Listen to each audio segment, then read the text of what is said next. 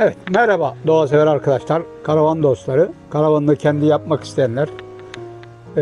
Bu video karavan tutkusu, karavan yapım serüveni hakkında sohbet tadında bir video olsun istiyorum. Burada ben karavan yapımına başladığım zaman birçok kafamda sorular var idi. Bunların yeni başlayanlar için de aynı olduğunu, onlara belki bir destek, belki bir ipucu olması maksadıyla yapıyorum. Her şeyden önce bu karavan sevgisi, karavan tutkusu nasıl başladı? Ondan bahsetmek istiyorum. 1992 yılındaydı. Çadır ile biz Ölüdeniz'de kamp yapıyoruz. Oraya Hollandalı bir karavancı gelmişti. Şimdi biz tabii çadır olduğu için mutlaka bir şeyleri unutuyorsun. Şeker alıyorsun, tuz unutuyorsun, tuz alıyorsun, biber unutuyorsun. Fakat Hollandalı karavancı arkadaşa gittiğimiz zaman ne istersen var karavanda. Bir de biz şimdi çadırda çok güzel bir şey yapıyoruz. Doğadayız, Ölüdeniz'deyiz. O zaman tabii kamp ve doğa biraz daha farklıydı. Her yer daha bakirdi. Tabii avantajları da vardı. Şimdi karavancı arkadaş Hollandalı geldiği zaman oraya karavanını açtı, tentesini açtı. İşte etrafa çiçeklerini koydu. Kedisi tamamen doğal bir evindeymiş gibi yaşama başlayınca tabii bu çok hoşuma gitti. Böyle bir şey mutlaka benim de olmalı dedim. Ancak bu hayalimi 30 yıl sonra gerçekleştirebildim. Türkiye'deki ekonomik şartlar, çalışma mecburiyetleri biliyorsunuz. Bunlardan bahsetmeye gerek yok. Bu şekilde karavan sevdası 30 yıldır zaman zaman denemelerim oldu. Karavan alma planlarım oldu. Yapamadım. Ancak bir 5 yıl öncesinde tekrar bunu ciddi olarak değerlendirmeye aldım. Burada karavan yapımında tabii ilk akla gelen soru şu oluyor arkadaşlar. Çekme karavan mı yoksa motor karavan mı? Campervan dediğimiz bizim motor karavan mı? Biliyorsunuz karavanlar 3 ayrılır. Çekme karavanlar, campervan dediğimiz bu araç gibi kamyondan veya minibüsten karavana çevrilen araçlar. Bir de doğuştan karavan olan Alkovan karavan var. Onlar çok daha farklı bir kategoride. Dolayısıyla biz bugün çekme karavan ve motor karavan üzerinde hangisi daha iyi? Arkadaşlar ben de ilk önce çekme karavan düşünmüştüm. Çekme karavanın şöyle bir avantajı var. Şöyle ben plan yapmıştım. Bunun için bir cip de aldım çekme karavanı çekebilmek için. Hatta çekme karavanla karavan taşımak için ehliyet de aldım. Fakat bu pandemiye rastladığı için bu dönemde 2 yıl sonra, 3 yıl sonra ben motor karavana geçerim diye düşünürken bu süreç dışarı çıkamadan bitti. Dolayısıyla ben direkt olarak çekme karavan projesini iptal ederek tamamen motor karavana geçtim. Çekme karavanda şöyle düşünüyordum. Bir merkez seçerim. Örneğin buradan Sakarya'ya gittim. Sakarya'da bir merkez seçerim. Karavanımı oraya bırakırım. Arabayı ayırırım. Oradan o bölgeyi gezerim diye düşündüm o zamanlar. Çok daha avantajlı olacağını düşündüm. Ancak şöyle bir şey var. Her akşam geri dönmek, gezginci ruhu bir kere insanın ruhuna girip böyle bir hayata başladığınız zaman artık bir geri dönüş istemiyorsunuz. Devamlı gitmek istiyorsunuz. Karavancının gözü yollarda olur. Karavancı yolda ve gezerken mutludur. Her akşam farklı bir yere uyumak ve her sabah ayrı bir yerde uyanmak ister karavancı. Dolayısıyla bu şartlarda motor karavanın daha avantajlı olduğunu düşünüyorum. Siz bu konudaki avantaj ve dezavantajları kendinize göre, tabii herkesin de kendine göre bir yapısı, yaşam tarzı var, değerlendirebilirsiniz. Çekme karavanında şöyle avantajları var. Her şeyden önce daha geniş, daha ferah bir atmosferi var. Çekme karavana üstünde bir motor olmadığı için biraz daha rahatsınız bir yerde bırakırken. Bu tabii tartışılır. Türkiye'de de karavan nerelere bırakabilirsiniz? İstanbul'a yakın karavan parklarında ücretler bayağı yüksek. Bunları da iyi değerlendirmek lazım. Çekme karavanlarda da 750 kilogram altında ruhsat ve vergiye tabi değil. Şimdi kafaya şöyle sorular. Ben bu konuda araştırma yaptığım için ne kadar çekme karavancı olmasam da şunları öğrendim. Her zaman gelen sorulardan biri de benim aracım kaç kilo karavan çeker veya bu kiloda aracı karavan çekmek için kaç ton bir aracım olması lazım. Arkadaşlar her araç çekme karavanı çeker. Ancak burada prensip şudur. Çekme karavanınız kaç kiloysa aracınız en az bunun 2 katı ağırlıkta olmalı ki sizi sürüklemesin, emniyetli bir şekilde seyahat edebilirsiniz. Yoksa teknik olarak her araç çekme karavanı çekecek güçtedir. Prensip olarak ancak şu bir kere daha tekrarlayalım. Çekme karavanın çeken araç en az 2 katı ağırlıkta olması gerekir.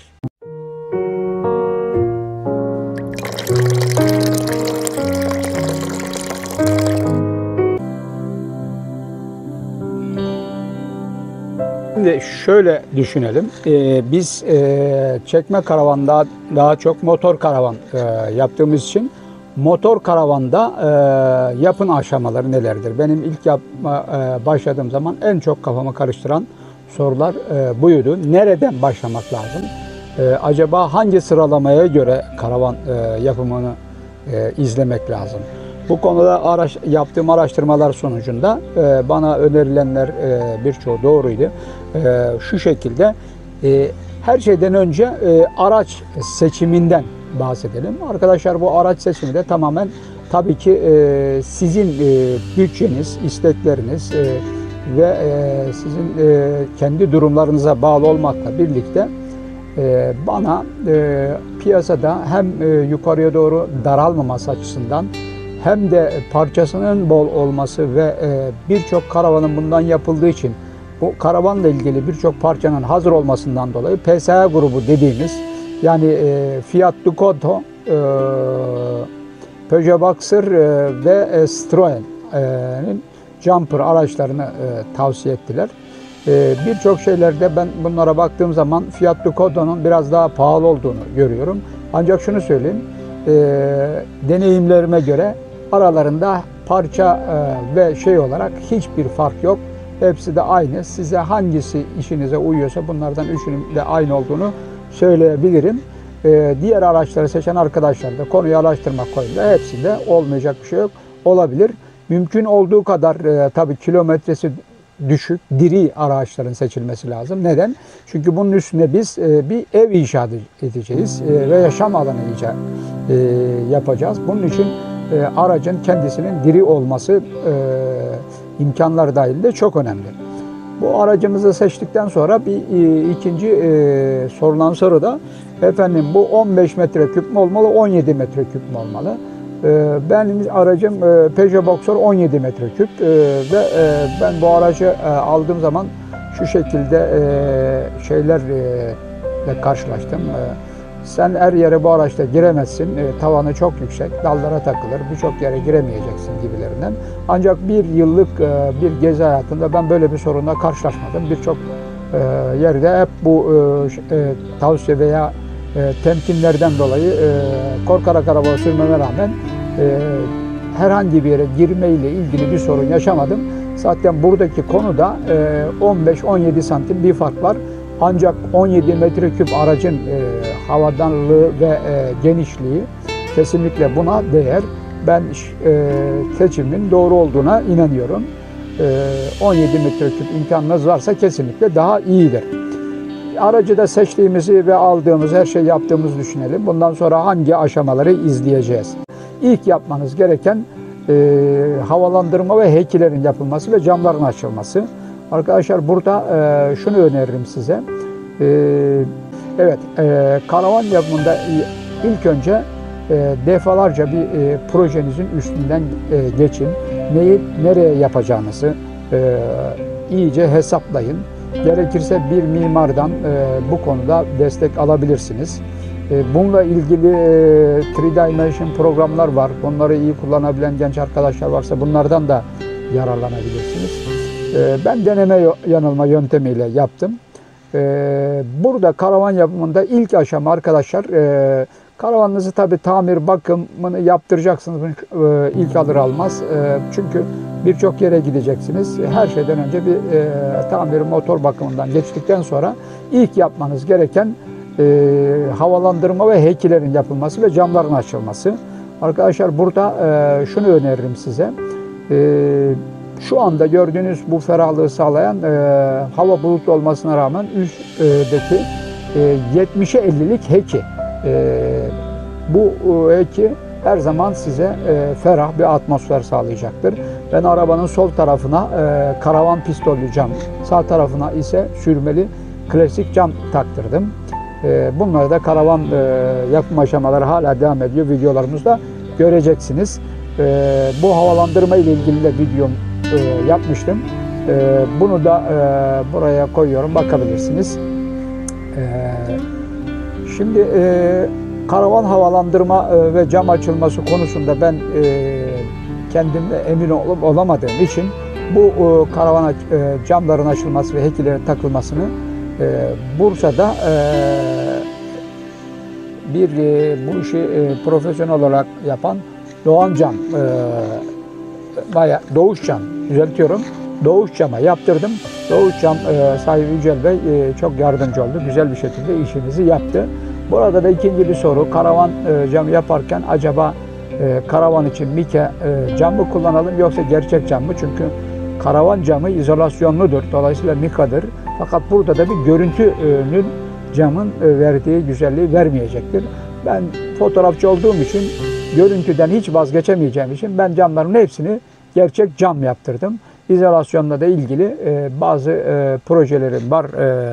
O izolasyon açıklarını kapatmak için onları da ileride paylaşacağım sizle. Seçim sizin burada.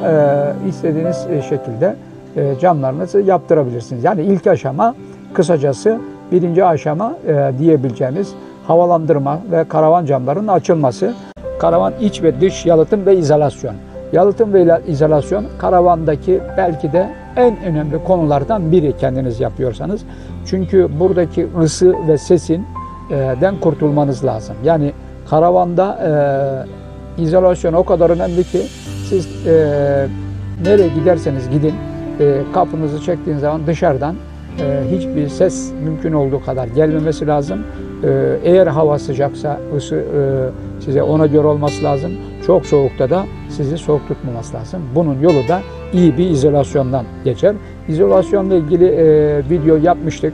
Bunu da şuraya işaretliyorum. Buradan bakabilirsiniz. İzolasyonda ben şöyle bir yöntem izledim. Bu konuda da bir yabancı mimarı ve mühendislerin yaptığı karavan yapım aşamalarını izleyerek, takip ederek onları örnek alarak yaptım. İlk önce bu metallerde bir titreşim oluyor bu araçlarda. Bu titreşimi önlemek için bir alet var. O bir tarafı ziftli, yapışkanlı. Onu yapıştırdım. Bunu her yere yapıştırmanıza gerek yok. Bütün büyük metal parçalara yapıştırıyorsunuz. Şuralar gibi geniş alanlara. Ondan sonra ise ses yalıtımı olarak arabaların tamponun önünde de göreceksiniz kapakta. Bu malzeme satılıyor. İzolasyon bölümünde bunun açıklamaları var. Onu taktık. Üçüncü olaraksa cam yünü denen, ancak bu cam yünleri karavan yalıtımı için özel yapılmış, alerji yapmayan bir şeydir. Bunu da kendinize göre cildinize değdirerek test edebilirsiniz. Eğer alerji yapıyorsa başka bir alternatif seçebilirsiniz. Cam yünü 10 santim en kalınlığı seçtik biz. Bu mikalarla çakılıyor. İzolasyon bölümünde yine göreceksiniz. Bu cam yününden sonra da Gebaude nem bariyeri diye bir şey var. Bu Gebaude nem bariyerinde Gebaude nem bariyerinden önce izogrin keçe takıyoruz. İzogrin keçeden sonra da dışarıdaki ısı ve içerideki ısı aynı olmadığı için nem dengesini sağlamak için Alman malı Gebaude nem bariyeri diye bir şey var, o malzeme var. Bunu kullanıyoruz. Bunu biz bel altında bu şekilde kullandık. Ancak bel üstünde, şu camın üstünde daha fazla ısı alacağı için bu malzemeyi 2'şer defa kullandık. Bu tabii işleri çok zorlaştırıyor ve çok malzeme gidiyor. Ancak ileride bunun rahatlığını da görüyorsunuz. Tabanda da yine ses yalıtımı, aynı yalıtım sistemini uyguladık. Taban yalıtımı da çok önemli. Taban yapımı geliyor. Tabana biz lambiri döşedik. Lambiri de arkadaşlar suya dayanıklı bir lambiri. Su çok önemli. Çünkü burada ne kadar bir şey olsa da mutlaka su olayı devreye giriyor. Suda kabaran, şişen lambirleri seçmemek lazım. Mümkün olduğu kadar su temas edeceğini düşünerek bir malzeme taban lambirisi için seçmekte yarar var. Bundan sonra yapılacak konu sırasıyla elektrik. Elektrik konusu biraz teknik bir konu arkadaşlar. Bunun için ben elektrik konusunu çok iyi bildiğim bir iş olmadığı için elektriğe zirveye kendi isteklerime göre yaptırdım.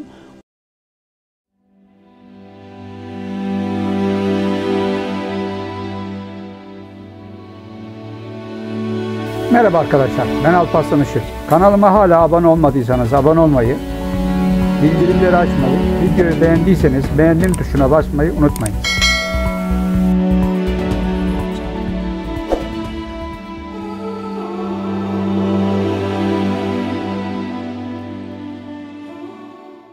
Burada da önemli olan elektrik konusunda her şeyden önce ilk başta aracın tavanındaki alanı iyi hesaplamak lazım. Nereye havalandırma, nereye güneş paneli geleceği konusunda iyi bir plan yapmak lazım.